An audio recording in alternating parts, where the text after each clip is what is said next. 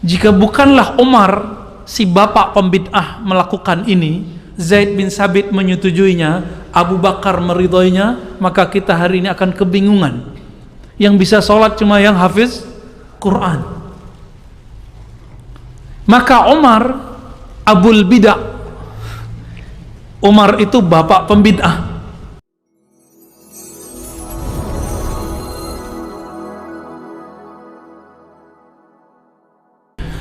Bapak saudara, ikhwan al-musallin, ya, kawan-kawan, ikhwan, ternyata kawan itu dari bahasa Arab, ikhwan, khawan, ya.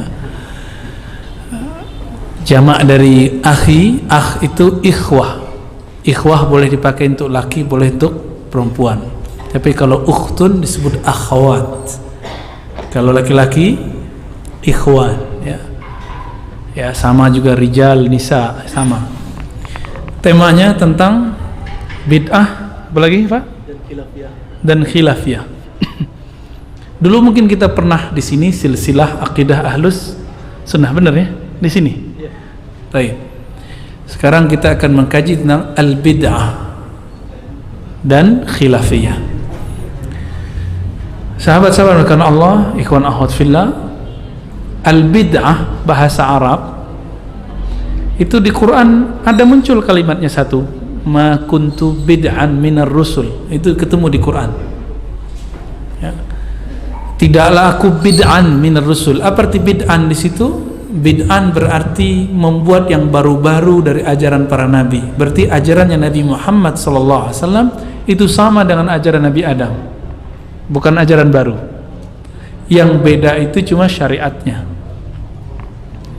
Bid'ah secara bahasa Arab ternyata satu akar kata dengan kata badia.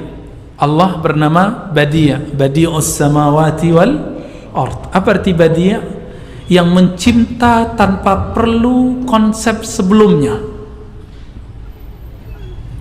Maka dalam istilah orang Arab, jika saya membuat satu produk, produknya sudah ada yang konsep yang lain, lalu saya perbaharui, disebut ibda, ya.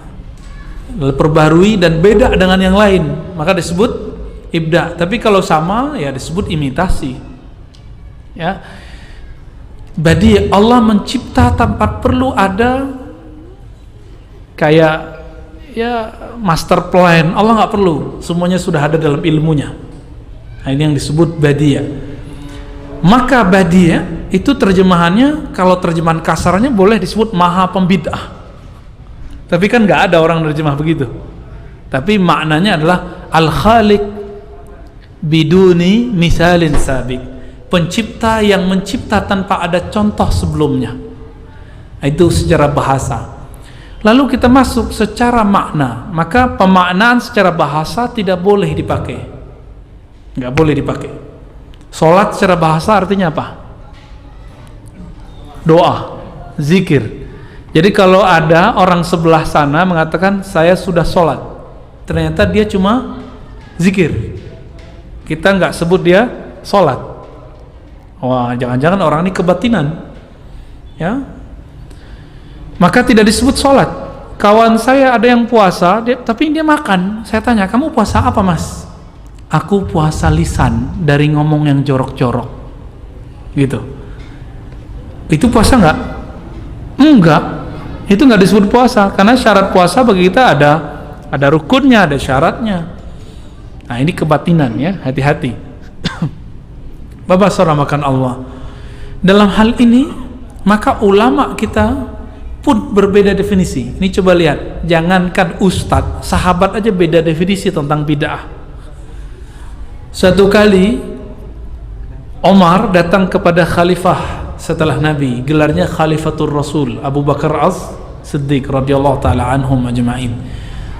Umar mengatakan kepada Abu Bakar, wahai Khalifatul Rasul, wahai Khalifah Rasulullah, para hufaz sudah banyak yang terbunuh, udah ratusan yang mati.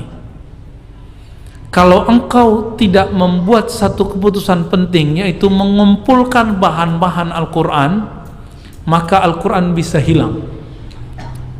Maka kumpulkanlah Al-Quran, kata Umar. Umar ini kritis, tapi nggak main hujat. Kritis bukan main. Apa kata Abu Bakar? hal naf'al ma lam yaf'alhu Rasulullah sallallahu alaihi wasallam. Apakah kita akan buat sesuatu amalan, perbuatan, keputusan yang Nabi tidak buat? Berarti definisi bid'ahnya Umar beda nggak dengan Abu Bakar? Bagi Abu Bakar, kalau Nabi tidak buat berarti itu bid'ah. Tapi bagi Umar, jika ini ada maslahat, ada kebaikan di dalamnya lebih banyak dari keburukannya, maka tidak disebut bid'ah. Ini riwayat ada di Sahih Bukhari dan Muslim,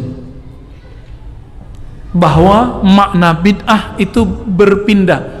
Akhirnya kata Abu Bakar, Umar selalu berbicara kepadaku, berbicara terus, mendebat. Dan inilah debat yang ilmiah, debat yang menghasilkan ilmu. Apa kata Abu Bakar? Hatta ara ma ra'a, sehingga aku melihat, memahami apa yang dia pahami, maka aku menyetujui perkataan Umar. Dan itu lamanya bukan main. Umar mendebat Abu Bakar As-Siddiq. Maka kita mendebat pemerintah itu perlu, mengkritisi penguasa itu perlu, tapi melaknat tidak. Bisa bedain? Seperti Umar mengkritisi mereka, mengkritisi para penguasa di zamannya. Lalu mereka udah sepakat, datanglah Umar, datanglah Abu Bakar kepada Zaid bin Sabit, sahabat termuda yang hafiz Quran.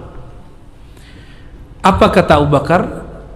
Ya Zaid bin Sabit, tolong engkau kumpulkan Al-Quran. Kata siapa? Abu Bakar. Begitu juga Umar. Ya betul, hai Zaid, kami sudah sepakat mengajak kamu untuk mengumpulkan Al-Quran. Apa kata Zaid? Sama kalimatnya seperti Abu Bakar mengatakan, hal taf'ala ma lam yaf'alhu Rasulullah sallallahu alaihi wasallam. Apakah kamu buat sesuatu yang Nabi tidak buat? Sama nggak konsepnya? Berarti dalam konsep Zaid, bid'ah itu awalnya apa?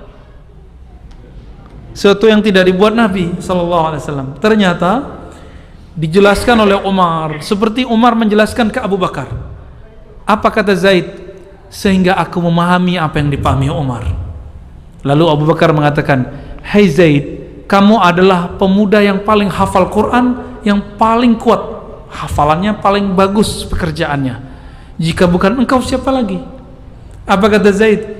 Lau amartani binaqli jabalin ila jabalin la fa'altuhu. Kalau engkau perintahkan aku memindahkan gunung terlihat nggak? Ya. Kalau hafalan Quran gimana? Terlihat nggak? Bisa nggak kita ngelihat ini orang hafal Quran? Kalau kulhu kayaknya hafal semua nih ya. Tapi kalau yang lain nggak pasti hafal, nggak mesti hafal ya. Lalu gimana? Kata beliau, kalau aku disuruh memindahkan gunung terlihat, bisa aku lakukan. Tapi kalau mengumpulkan hafalan Quran, betapa sulitnya, tersembunyi di rumah-rumah orang, di dada-dada orang. Akhirnya Zaid minta persetujuan, minta istikharah kepada Allah dengan kalbunya, dan dia menerimanya. Walhasil terkumpullah Quran, tapi belum disalin, disalin. Dikumpulkan itu di rumah Hafsah. Umar berkuasa, Abu Bakar wafat. Umar radhiyallahu taala anhu, karena di saat itu tidak terjadi kematian, ya, kewafatan, kesyahidan ulama-ulama sahabat yang hafiz Quran, maka tidak ada gebrakan untuk mengumpulkan Quran, untuk menyalin Quran. Lalu baru di zaman Utsman, ketika Huzaifah al-Yamani pergi ke Irak. Di Irak ada dua kota besar, belum ada Baghdad saat itu. Yang ada cuma Basrah dan Kufah. Apa nama kotanya? Basrah dan Kufah. Di Basrah ada sahabat Nabi bernama Abu Musa al-Ash'ari. Sedangkan di Kufah ada sahabat Nabi bernama Abdullah bin Mas'ud. Masing-masing orang ini punya bacaan Quran dan punya murid ribuan orang. Suatu kali Huzaifah lagi sholat di masjid yang ada di antara Kufah dan di Basrah. Di masjid bagian ujung orang baca Qurannya beda dikit dengan orang yang di ujung sini. Huzaifah bingung, loh kok ada dua bacaan Quran? Maka ditanya, dikumpulkan dua orang itu, ditanya, hai fulan, kamu baca Quran, siapa gurumu? Yang satu bilang guru saya Abu Musa al-Ash'ari.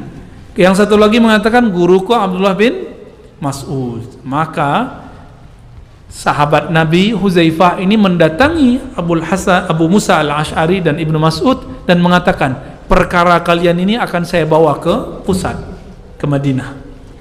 Dibawa ke pusat. Sampai di Madinah, apa kata Huzaifah? Oh, ini bisa kacau. Kalau kita meninggal, Huzaifah meninggal, Utsman meninggal, Ibnu Mas'ud meninggal, Abu Musa al-Ash'ari meninggal, apa yang terjadi? Quran bisa berantakan. Maka Huzaifah mengusulkan, ayo buat Quran standar. Dikumpulkan Quran standar, dikumpulkan. Dibuatlah tim yang dulu mengumpulkan Quran, siapa? Zaid. Maka disalinlah Quran sebanyak 6 eksemplar, dikirim kemana-mana, dan salah satunya sekarang tersimpan di Uzbekistan, di kota Tashkent. Alhamdulillah saya pernah ke sana dan saya melihat sendiri Quran itu. Beberapa abad sebelumnya di masa Timur Leng itu dikopi jadi 5, disalin. Dulu kan belum ada mesin fotokopi, disalin jadi 5 eksemplar, dan itu ada tersimpan di Uzbek, kampungnya Imam Bukhari dan imam-imam yang lain ya, Imam Darimi ya, dan imam-imam yang lain, Imam Qaffal. Sahabat dimulakan Allah, coba lihat, ternyata salah satu produk bid'ah itu hari ini bernama mushaf. Antum punya mushaf nggak? Ya, sekarang mushafnya lah masuk ke handphone. Jika bukanlah Umar, si bapak pembid'ah, melakukan ini, Zaid bin Sabit menyetujuinya, Abu Bakar meridhoinya, maka kita hari ini akan kebingungan. Yang bisa sholat cuma yang hafiz Quran. Maka Umar Abul Bid'ah, Umar itu bapak pembid'ah. Ketika membuat inovasi lain, apa inovasinya? Tahu inovasinya Umar? Membuat tarawih berjamaah. Apa kata Umar? Ni'matul bid'atu hazihi. Senikmat-nikmat bid'ah itu ini. Seandainya semua bid'ah itu dolalah, tentulah Umar awwalu man dhalla. Umar adalah orang pertama yang sesat dalam bab bid'ah. Ada yang berani bilang Umar sesat? Yang berani itu udah masuk ke Rafidah ya, Syiah yang tercela. Kenapa? Karena mereka mencela para sahabat Nabi. Syiah Rafidah. Besok pagi kita bahas ya. Bapak hari Jumat, apa hari Ahad? Hari Sabtu ya. Sabtu Pak Ahad ya, terserah antum deh ya.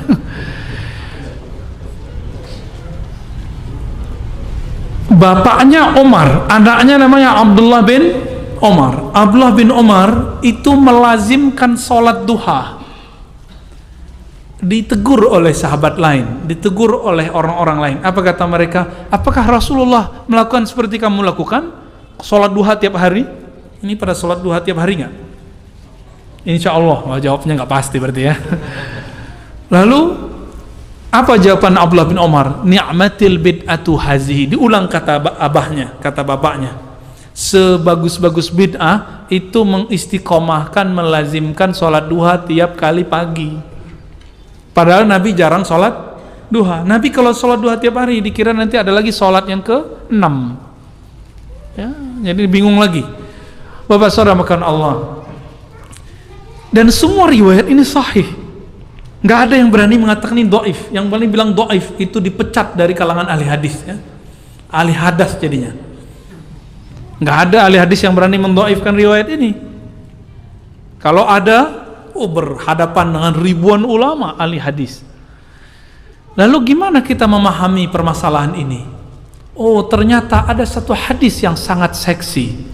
Kullu bid'atin dhalalah. Ini kan banyak dibaca ya. Depannya innal hamdalillah nahmaduhu wa nasta'inuhu ba'ma ba'du.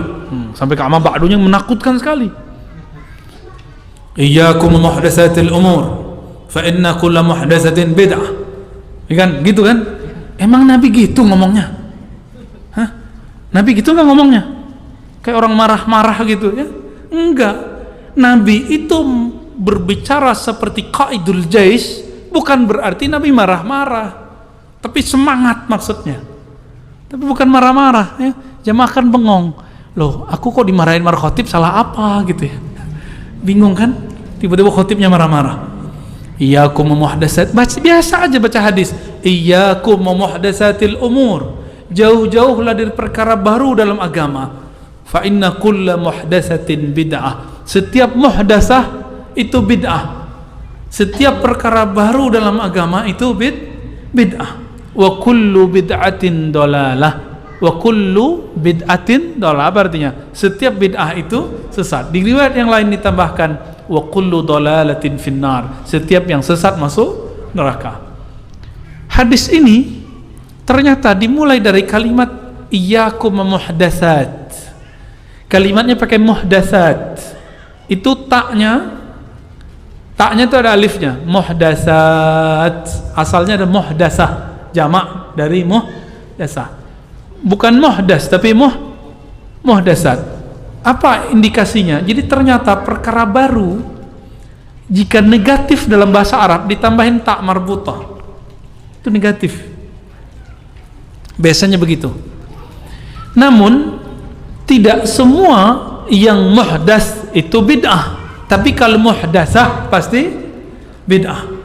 Di sini masjid azannya berapa kali? Azan Jumatnya. Nah, ini beliau nih yang azan ya. Mukanya muka guru saya nih. Guru saya namanya Syekh Darwis ya. Mukanya kayak beliau nih ya. Orang Mesir kayaknya keturunan ya. Azan 2 kali. Nabi pernah lakukan nggak? Nabi pernahkah itu dilakukan di zaman Nabi Sallallahu Alaihi Wasallam? Pernah nggak? Ayo jawab. Pernah atau tidak? Tidak. Oke, sepakat sudah? Tahu dari mana ayo? Ya, kata Ustaz, ya kan? Tahunya dari Sahih Bukhari. Di Sahih Bukhari bab mengenai azan disebutkan, azan Jumat, bahwa di masa Rasulullah azan cuma sekali. Ketika di zaman Utsman radhiyallahu taala anhu terjadi pelebaran Islam, kemudian orang tambah rame, di pasar juga tambah rame.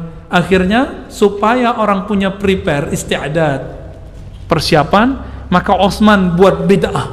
Apa bid'ahnya? Azan dulu. Bedanya kalau sekarang kan orang sudah masuk dulu baru azan pertama, baru azan kedua. Kalau masa Utsman tidak, 1 jam atau setengah jam sebelum masuk waktu, sehingga orang ya datang. Kalau kita kan cukup sudah setel murotal selesai ya, berarti udah siap-siap tuh. Maka kita pertahankan 2 azan itu karena ingin melestarikan bid'ahnya Utsman. Pak ahli bid'ah. Ini beliau ini ahli bid'ah ini. 2 kali azan soalnya. Kira-kira gimana? Tiba-tiba ada yang nyeletuk. Jika ada sahabat buat, Nabi buat, maka dahulukan Nabi. Enggak pula ikut sahabat. Nah, ini orang suul adab sama sahabat. Ini biji-biji Syiahnya ada ya. Dia nggak sadar kalau dia punya kecenderungan untuk merendahkan sahabat Nabi. Utsman ketika buat azan itu 2 kali itu tidak disebut bid'ah. Kenapa? Di situ ada maslahat. Maka Ibnu Qayyim, Imam Salafiyah, murid Syekhul Islam Ibnu Taimiyah, mengatakan kullu maslahatin din. Setiap yang ada maslahatnya itu bagian dari agama. Setiap yang ada maslahat, apa arti maslahat? Manfaat kebaikan, itu agama. Jadi jika kita lihat maslahatnya lebih banyak, oh itu masuk agama. Meskipun tidak ada zaman Nabi Sallallahu Alaihi Wasallam. Jadi Abu Bakar pembid'ah, Umar pembid'ah, Utsman juga bid'ah. Utsman ada 2 tadi ya, Quran dibuat, terus azan. Apalagi bid'ah Utsman memugar masjid, itu dibentak juga oleh sahabat yang lain. Ente buat satu yang enggak dibuat Nabi. Kata Utsman, kamu kan enggak ngerti, ini masjid sudah sesak. Sampai-sampai Aisyah melarang perempuan pergi ke masjid karena masjid sudah sesak, sudah penuh oleh para ikhwan-ikhwan, para laki-laki. Perempuan enggak bisa lagi sholat di masjid. Maka Utsman memugar masjid. Udah berapa bid'ah itu? Ya. Udah berapa bid'ah itu? Yang paling banyak buat bid'ah itu Utsman dan Umar. Ini dua sahabat Nabi yang banyak buat hal-hal yang baru. Maka Bapak saudara makan Allah, Jika bid'ah itu nyata di kalangan sahabat, maka kita nggak boleh terjemahkan kullu bid'ah itu sesat, kecuali ada bid'ah yang mana yang sesat, sehingga kata-kata Nabi ini tidak bisa jadikan bumerang untuk menghujat sahabat Nabi, ya kan? Suatu kali Muaz di Kitabul Iman, dalam bab iman dalam Sahih Bukhari, mengatakan kepada kawan-kawannya, ta'al nu'min sa'atan, ta'al nu'min sa'atan, ayo ngumpul kita beriman sesaat. Lalu disebutkan, lalu mereka yusabbihunallah, mereka bertasbih berjamaah, bertakbir berjamaah, baca wirid berjamaah. Itulah sejarahnya zikir berjamaah. Apakah namanya yasinan, maksurat, mabit, muhasabah, terserah, itu nama aja. Isinya apa? Isinya zikrullah. Berarti itu nu'min sa'atan, beriman sesaat. Iman itu menggetarkan kalbu, menyadarkan pikiran, maka itu disebut iman. Maka Bapak sarmakan Allah, kalau begitu mungkinkah kita mengatakan kullu bid'atin dolalah seperti pemahaman sebelumnya? Apa makna bid'ah tadi? Semua yang tidak dilakukan Nabi. Gak mungkin, berarti terjemahan bid'ah kita salah. Lalu terjemahan bid'ah yang tepat apa? Apalagi? Ternyata Imam Salafi sendiri sudah beres sama dia, gak usah kita debat-debat sebenarnya. Siapa tadi imamnya? Ibnu Qayyim dan Ibnu Taimiyah rahimahumullah. Apa kata Ibnu Taimiyah dalam Iqtida' Shiratal Mustaqim? Ini pernah saya bahas sebelumnya. Al-bid'atu ma lam yadulla alaihi dalilun syar'i. Kita udah ulang-ulang ini sampai berbuih-buih mulut ini, tapi kok nggak ngeh juga ya. Mungkin karena hidayah itu milik Allah, bukan milik kita ya. Bid'ah itu yang tidak ada dalil syaraknya. Nah, sekarang kita tes ilmu hukumnya, ilmu usul fikihnya. Berapa macam sumber hukum dalam Islam? Coba, hukum Islam itu sumbernya dibagi dua. Ada yang disepakati, ada yang masih diperdebatkan. Yang disepakati ada berapa? 4. Al-Quran, bukan hadis, sunnah. Orang ahli hukum nggak pernah ngomong hadis kecuali sunnah. Orang ahli usul ngomongnya sunnah, gitu ya, bedain ya. Karena sunnah beda sama hadis. Di hadis disebutkan bahwa hidung Nabi mancung, kulitnya merah-merah dikit. Itu hadis apa sunnah? Hadis. Hadis artinya berita, khabar. Kalau sunnah, makana hukman syar'iyan, yang tergolong hukum syarak baru disebut itu sunnah. Beda dengan sunat ya. Kalau sunat bahasa kita, sunat khitan atau sunat hukum ya. Apa bahasa makan Allah? Jadi apa nih kira-kira maknanya nih? Kata sunnah atau hadis? Coba sunnah bedanya hadis apa? Sunnah itu yang ada bobot hukum syaraknya. Kalau tidak ada bobot hukum syaraknya tidak disebut sunnah, cukup disebut hadis. Contoh, Nabi SAW istrinya 9, itu hadis, bukan sunnah. Jangan coba-coba diamalin nih ya. Disembelih nanti sama beliau-beliau ini ya. Apalagi Nabi SAW wajib sholat malam. Itu apa? Itu hadis. Kalaupun disebut sunnah, sunnahnya harus ada sifatnya, sunnah khasah, sunnah khusus buat Nabi SAW. Taib. Lalu yang ketiga, ijma. Ijma itu artinya apa? Ittifaq al-mujtahidin ba'da asrin nubuwah. Kesepakatan, konsensus ulama-ulama, bukan ulama sembarangan, mujtahidin, bukan ustadz biasa, bukan doktor, apalagi LCMA, bukan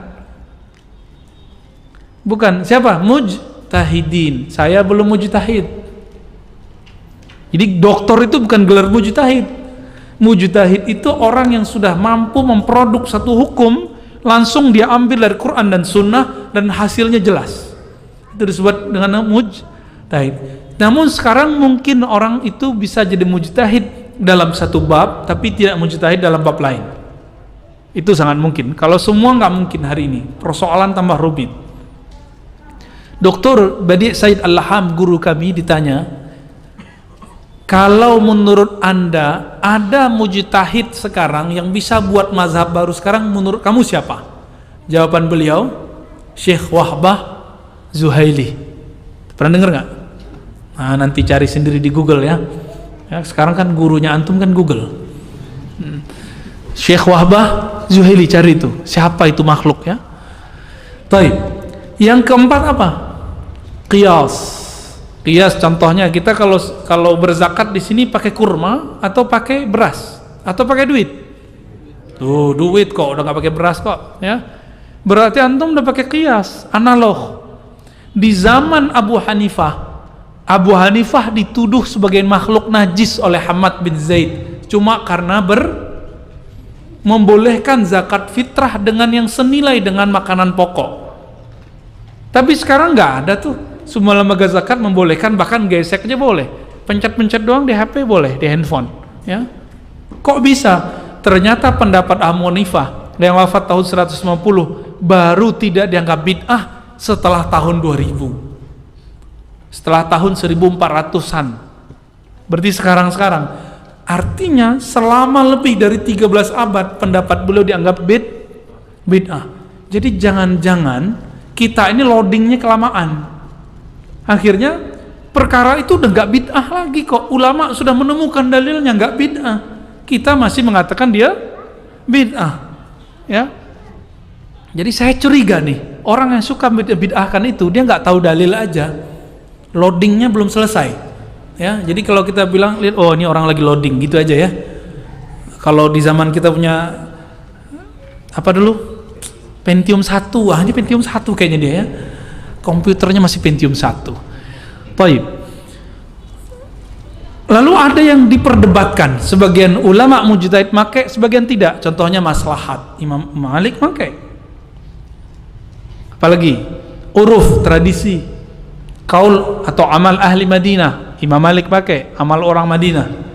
Apalagi ada namanya istishab, ada namanya qaulus sahabi, macam-macam ya. Itu diperdebatkan oleh para ulama. Walhasil ternyata sumber hukum itu tidak hanya Quran dan Sunnah, tapi juga ada selain Quran dan Sunnah. Maka Imam Ibnu Taimiyah mengatakan bid'ah itu dibagi dua. Ibnu Taimiyah nih yang bagi, tapi pengikutnya sekarang bilang apa? Bid'ah itu semuanya sesat. Ibnu Taimiyah bagi, apa kata Ibnu Taimiyah? Ada bid'ah namanya syar'iyyah, bid'ah menurut syara'. Contohnya sholat subuh jadi 3 rakaat tuh ya, saking rajinnya sholat subuh. Atau nanti punya sholat birrul walidain, sholat ini, sholat itu kan diperdebatkan, ada yang bid'ahkan tidak. Segala macam ini yang tidak ada dalilnya menurut Ibnu Taimiyah disebut bid'ah. Tapi beliau kemudian mengatakan apa? Ada bid'ah kedua namanya bid'ah lughawiyah, bid'ah secara bahasa. Sama kayak sholat secara bahasa tadi artinya apa? Zikir atau doa. Tapi sholat secara istilah artinya yang dimulai dengan takbir ditutup dengan salam. Jadi bid'ah secara bahasa yang Nabi tidak buat. Berarti bid'ah secara istilah apa? Yang tidak ada dalilnya, baik dalil yang disepakati yang 4 tadi atau dalil yang diperdebatkan. Di mana munculnya khilafiyah? Kan judulnya itu. Kalau dalilnya 4 ini tidak ada khilafiyah, nggak boleh ada. Kalaupun ada, maka itu orang pasti jahil, pasti dia nggak ngerti. Jadi kalau Quran, Sunnah, Ijma', Qiyas masih ada yang khilaf di situ, berarti dia kurang update ilmunya. Faham? Lalu khilafiyah artinya perselisihan, perdebatan, persengketaan. Kapan itu muncul? Ketika orang berdalil dengan dalil yang tidak disepakati. Contohnya apa tadi?